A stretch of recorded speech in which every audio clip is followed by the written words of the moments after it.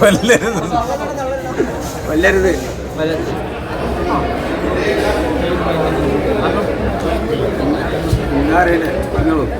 ജിൻ്റെ ആദ്യത്തെ ഉദ്ഘാടനമാണോ കേരളത്തിലെ big boss കഴിഞ്ഞ പിന്നെ? കേരളത്തിലെ ബിഗ് ബോസ് കഴിഞ്ഞപ്പോൾ ആദ്യത്തെ നഗേഷനാണ്. ബിഗ് ബോസിന് മുമ്പ് ഒരു 100 ചെയ്യുന്നുണ്ടോ? ഇത് അതിന് മുമ്പുള്ള ബിഗ് ബോസ് കഴിഞ്ഞിട്ടുള്ള ഒരു ആദ്യത്തെ നഗേഷനാണ് കേരളത്തിൽ. ദുബായിൽ ഒരെണ്ണം ചെയ്തായിരുന്നു.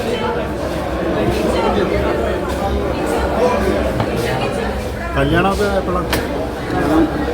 സെപ്റ്റംബറിലുണ്ടാവും. ആളെ വന്ന് ടിക്കറ്റ് ബുക്ക് ചെയ്തു. ദുബായിൽ ഉണ്ടാവും. നിങ്ങളെല്ലാവരും വരണം. ഇപ്പോഴും ക്ഷണിച്ചോ?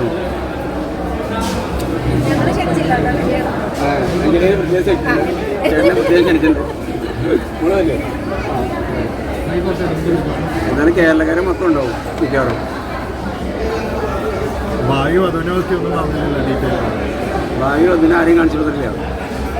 എന്തായാലും ആ സമയത്ത് പ്രസന്റ് ചെയ്യാന്ന് വെച്ചിട്ടില്ല. ആളങ്ങനെ മീഡിയാസിന് മുമ്പിൽ വരാനത് അതൊരു ഷെയിമാണ്. അതുകൊണ്ടാണ് അന്ന് നിങ്ങൾ വോയിസ് ആയിട്ടല്ലേ അങ്ങനെ വരാനുള്ളൊരു മടി കൊണ്ടാണ് അത് വരാറ്. എന്തായാലും നിങ്ങളുടെ മുമ്പിൽ തന്നെ ഞാൻ പ്രസന്റ് ചെയ്യണം. ലവ് മാരേജ് അല്ലേ?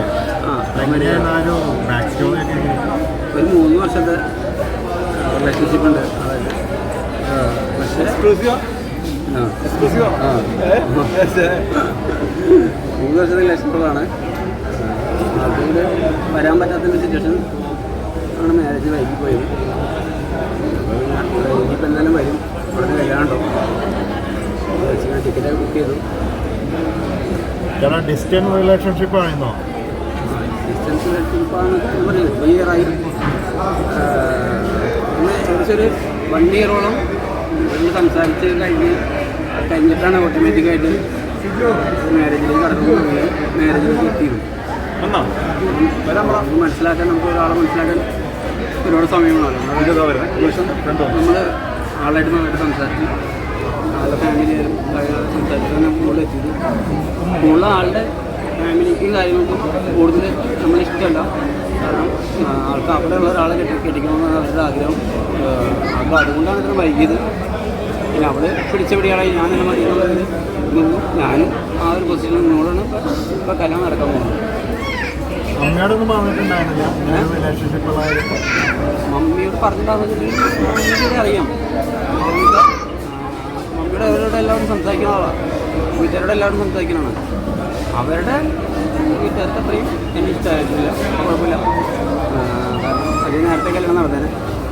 പിന്നെ അവൾ പിന്നെ പല കല്യാണമൊക്കെ മുടക്കുമായിരുന്നു. ഞാൻ മതിയെന്ന് പറഞ്ഞു. അവർക്ക് എന്നെ ഭയങ്കര ഇഷ്ടമാണ്.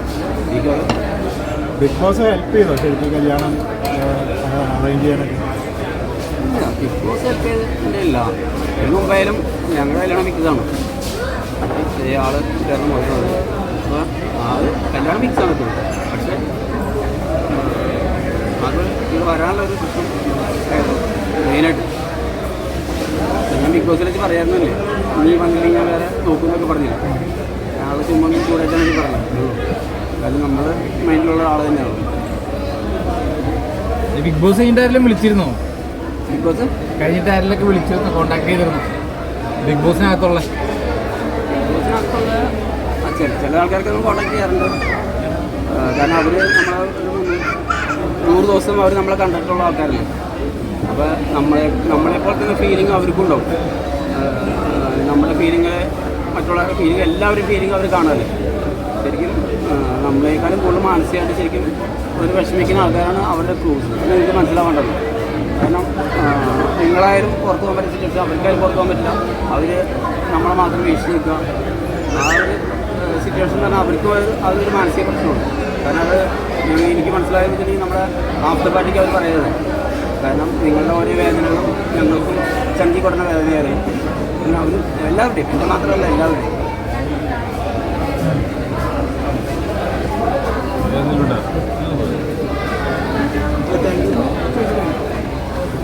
എല്ലാവിധ ആശംസകളും. ഭാവി കുറച്ചുകൂടി അടിപൊളിയാവട്ടെ. അതെ, നിങ്ങളെല്ലാവരും സപ്പോർട്ട് ചെയ്യാം. കാരണം നമുക്ക് ഇനി നല്ലൊരു കുറേ നാളെ ഡൈവോഴ്സായിട്ട് ഇനി നല്ലൊരു വിവാഹം കഴിച്ച് നല്ലൊരു ചെയ്യണമെന്ന് ആഗ്രഹിക്കുന്ന ആളാണ് ഞാൻ. അങ്ങനെ കുറേ സിനിമകളൊക്കെ കിട്ടിയിട്ട് അതൊക്കെ ചെയ്യണം. അഭിനയമൊക്കെ പഠിക്കുന്നുണ്ട്. അഭിനയം ഇത്രയൊക്കെ അറിയില്ല, എനിക്കറിയാലോ. നമ്മളൊരു സാധാരണ മനുഷ്യനാണ്. കുറേ പടങ്ങളൊക്കെ ചെയ്യുന്നുണ്ട്. എന്നാൽ പോലും ചെറിയ ചെറിയ സാധനങ്ങൾ ചെയ്തിട്ടുണ്ട്. ഒരു ബിഗായിട്ടുള്ള സാധനങ്ങൾ നമ്മൾ ചെയ്യുമ്പോൾ അതിൻ്റെതായ കാര്യങ്ങൾ പഠിച്ച് ചെയ്യാൻ ആഗ്രഹിക്കുന്നു. പിന്നെ കുറേ ആഡ് വർക്കുകളൊക്കെ വന്നിട്ടുണ്ട്. അത് കുറേശ്ശെ ചെയ്യണം. നമുക്ക് നല്ലത് മാത്രമേ എടുത്തു പോകുന്നു. ബിഗ് ബോസ് കഴിഞ്ഞിട്ടും ചേട്ടനെ ടാർഗറ്റ് ചെയ്തിട്ട് അറ്റാക്ക് ചെയ്യുന്നത് തോന്നിയിട്ടുണ്ട്. ഓരോരുത്തരുടെ ഇഷ്ടമാണ്, നമുക്കൊന്നും പറയാൻ പറ്റില്ല. കാരണം ഓരോരുത്തരുടെ ഇഷ്ടമാണ് അവർ എന്ത് പറയണം, എന്ത് ചെയ്യണം എന്നൊക്കെ. നമ്മളെ സംബന്ധിച്ചോളം നമുക്കൊന്നും പറയാനില്ല. കാരണം വെച്ചാൽ ഞാൻ അവിടെ നിന്ന് ഇറങ്ങിയപ്പോൾ, നമ്മുടെ ആ ഗേറ്റ് ഇറങ്ങിയപ്പോൾ നമ്മുടെ ഗെയിം അവിടെ തീർന്നു.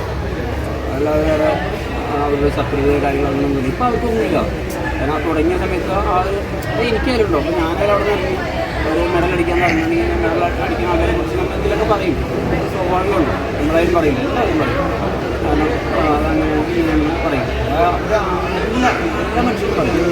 അതേ കൂടി പറയും. ഞാൻ അങ്ങനെ കണ്ടിട്ടുള്ളൂ. അവരെല്ലാവരും ബെസ്റ്റ് ഫ്രണ്ടാണ്. അവരെന്നെ കോൺടാക്ട് ചെയ്യാറുണ്ട്, സംസാരിക്കാറുണ്ട്, ഗ്രൂപ്പുണ്ട്, കാര്യങ്ങളുണ്ട്. നല്ല രീതിയിൽ പോകണമെന്ന് ആഗ്രഹിക്കുന്നതാണ്. അത് നമുക്ക് ഏഷ്യനായിട്ട് നമുക്ക് എല്ലാവർക്കും ഒരു ചാൻസ് തന്നതാണ് ഞാൻ മുന്നോട്ട് ചെയ്യുന്നത്. ഏറ്റവും കൂടുതൽ കടപ്പെട്ട് നമ്മൾ ഏഷ്യനാണ്. അങ്ങനെ ചെയ്തിരിക്കാൻ പറ്റില്ല. അവരുടെ കുറേ പ്രോട്ടോക്കോളും കുറേ അഗ്രിമെൻ്റൊക്കെ ഉണ്ട്. അതൊക്കെ തെറ്റിച്ച് ചെയ്യാൻ ആഗ്രഹിക്കുന്നില്ല, ഒന്നും ചെയ്യില്ല. ഏറ്റവും വലുതായിട്ട് തന്നൊരു ചാൻസ് അവരാണ്. നിങ്ങളായാലും മനസ്സിലാക്കേണ്ട കാര്യമാണ്. നിങ്ങൾ സത്യസന്ധമായിട്ട് പറയുന്നത് ജീവിതകാലം മുഴുവൻ കടപ്പെട്ടാണ് ഞാൻ പറയുന്നത്.